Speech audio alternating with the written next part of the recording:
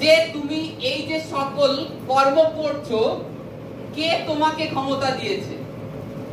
তুমি যে এই সকল যে করছো এ বিষয়ে তোমাকে কে ক্ষমতা, কে অধিকার দিয়েছে এই সকল করার? তখন প্রভু যীশু খ্রিস্ট তাকে প্রশ্ন করে তাদেরকে, যে আমি একটা প্রশ্ন করি, সেই প্রশ্নের উত্তর দাও। কি প্রশ্ন? প্রশ্ন হচ্ছে যে যোহন যে এসেছিল, তা যোহন যে ভাববাদী কিনা, যোহনকে কে নিযুক্ত করেছিল, ঈশ্বর না লোকে? তখন সেই ফরাসিরা বিবেচনা করলো। কি বিবেচনা করলো? তারা বিচার করছে যে যদি আমরা বলি যোহন স্বর্গের থেকে, তবে এ বলবে কেন তোমরা বিশ্বাস করোনি?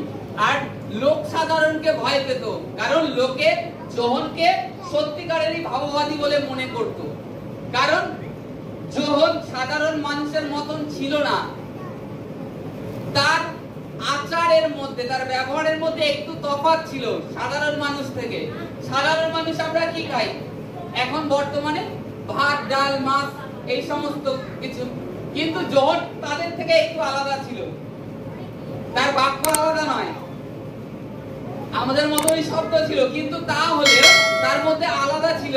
সে বনের মধু খেতেন আর তার পঙ্গপাল খেতেন। এই হচ্ছে যোহনের খাদ্য ছিল। আর যোহন কি ঈশ্বরের রাজ্যের সুসমাচার করত। তা বলছে যোহনকে কে অধিকার দিয়েছিল? তখন তারা উত্তর দিতে পারেনি। তখন যীশু খ্রিস্ট তাদেরকে বলছে, আমি যে কি ক্ষমতায় করছি এ সকল তোমাদেরকে বলবো না। তারপরে প্রভু যীশু এই ঘটনাটা তাদের কাছে তুলে ধরে, যে এক পিতার দুই পুত্র ছিল, তাদের প্রথম জনকে বলল যে তুমি যাও ক্ষেত্রে কাজ করো। সে কি করলো? সে বলল, পিতা আমার ইচ্ছা নেই, কিন্তু আপনি বলছেন তাহলে যাচ্ছে, আমার ভালো লাগছে না। সে গেল যাব না করে কাজ করতে। কিন্তু আর এক পুত্রকে জিজ্ঞেস করলো যে পিতা, এই পুত্র তুমিও জমিতে গিয়ে কাজ করো। সে কি বলল? হ্যাঁ কর্তা, আমি যাচ্ছি বলে গেল না। তখন প্রভু তার কাছে প্রশ্ন করে, এই দুইয়ের মধ্যে কে পিতার আজ্ঞা পালন করলো? তখন ফরাসিরা তাদেরকে বলে যে প্রথম জন পিতার আজ্ঞা পালন করেছে। তা ফরাসিদের কাছে তখন প্রভু বললেন, করগ্রহী বেশ্যারা স্বর্গের রাজ্যে তোমাদের আগে পৌঁছে যাবে, কিন্তু তোমরা পৌঁছাতে পারবে না। তোমরা নিজেদেরকে ধার্মিক মনে করো তোমরা ঈশ্বরের শাস্ত্রের থেকে জ্ঞান প্রাপ্ত হয়ে গেছো, তাই তোমরা স্বর্গে চলে যাবে না। কিন্তু তোমাদের অগ্রে পাপীরা, বেশ্যারা, করগ্রহীরা স্বর্গের রাজ্যে পৌঁছে যাবে। আর তোমরা যে বলেছো যে পিতার কার্য আমরা করছি, ঈশ্বরের কার্য করছি, তোমরা ঈশ্বরের রাজ্যে পৌঁছতে পারবে না। যোহন যে ধার্মিকতার পর দিয়ে তোমাদের কাছে এসে ঈশ্বরের রাজ্যের সুসমাচার দিয়েছে, তোমরা যোহনের কথায় মন ফেরাওনি, তাহলে আমি বললে কি করে বিশ্বাস করবে? আজকে এটাই আমাদেরকে শিক্ষা দেয় যে পাপী, যে যাজক হয়ে গেছি, আমরা জ্ঞান প্রাপ্ত হয়ে গেছি, আমরা স্বর্গে চলে যাব না।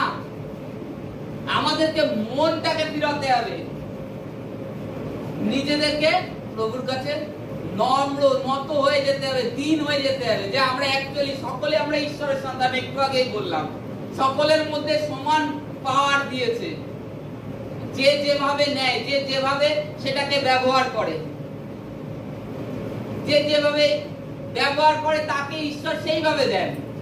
তা আজকে এখানে সব থেকে বড় যে ঈশ্বরের আজ্ঞা পালন করে, ঈশ্বর আমাদের একটা কর্মে নিযুক্ত করেছে, সেই কর্মটাকে করা, আর প্রভুর প্রতি বিশ্বাস করা, তবেই আমরা ঈশ্বরের রাজ্যে পৌঁছাতে পারবো। প্রভু যীশু খ্রিস্ট তখনই এই ঘটনাটা, দুই পুত্রের ঘটনাটা তুলে ধরলেন, যে এক ব্যক্তির ক্ষেত্র ছিল, তার সেই ক্ষেত্রে যেতে বলে কর্ম করতে, আর তারা প্রথম জন যাব না করে গেল। তবে পিতার আজ্ঞা কে পালন করলো? আর যে বলল যাব, অথচ সে গেল না। আজকে ঈশ্বরের জ্ঞান, ঈশ্বরের বাক্যের থেকে অনেক জানকারি হয়েছে না, তুমি জেনে গিয়েছো ঠিক আছে, কিন্তু তুমি যদি এখনো সেই প্রভুর কাছে প্রার্থনায়, প্রভুর কাছে নিয়ত না থাকো, তবে তুমি কি যাবে হরি আবার তো জগতে সেই অন্ধকারে ডুবে যাবে, আবার সেই নোংরা মাটি মাখিয়ে নেবে, কি লাভ হবে? অতএব আমাদেরকে ঈশ্বরের বাক্য শুনে যখন মন ফিরায় আর যেন পিছনে না তাকাই। Hallelujah, hallelujah, hallelujah.